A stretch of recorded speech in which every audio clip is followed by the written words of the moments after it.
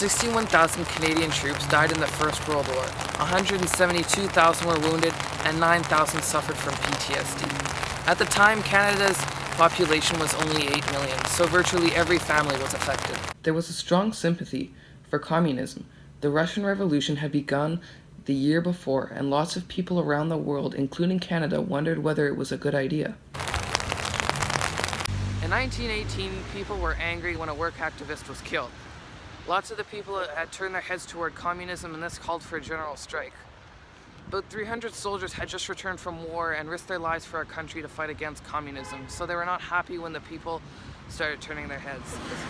They turned up at this building on Dunsmuir Street, and a fight erupted, and they tried to literally throw the council out the window. The following years, the Winnipeg General Strike happened. It's easy to understand both sides. Soldiers had fought in a horrible war and watched many of their friends and brothers die. But at home, there was a recession. Factories and plants were shutting down, pushing 250,000 people out of their jobs. The economy as a whole was on a steep and dangerous hill. There was inflation, fewer consumers, and higher interest rates.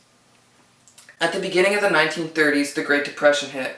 It was crippling for most of the world, but for Canada and America in particular. The Depression devastated the economy, and most people had no money. Hundreds of thousands were forced out of jobs and into dangerous and not well-paying labor camps. Others woke up early in the morning to try and get a shift at the factories.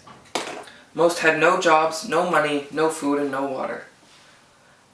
Right at the beginning of the 1940s, most of Europe was thrown into the Second World War. After Germany invaded Poland, Canada had just suffered through the Great Depression and was still on the road to recovery. It was also because of the Great Depression that Canada hadn't spent very much money on their military, making their equipment outdated and dysfunctional.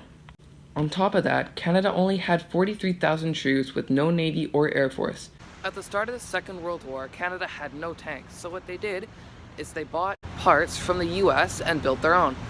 Now, their tanks weren't very good quality, so they never actually saw action, but they were, however, used for training. Canada had also suffered great losses from the Great War, and the people were not very motivated to go back to war. With Canada just gaining their independence from Britain, they were still building their own economy. It was also the first time ever Canada was able to vote to go to war as their own country.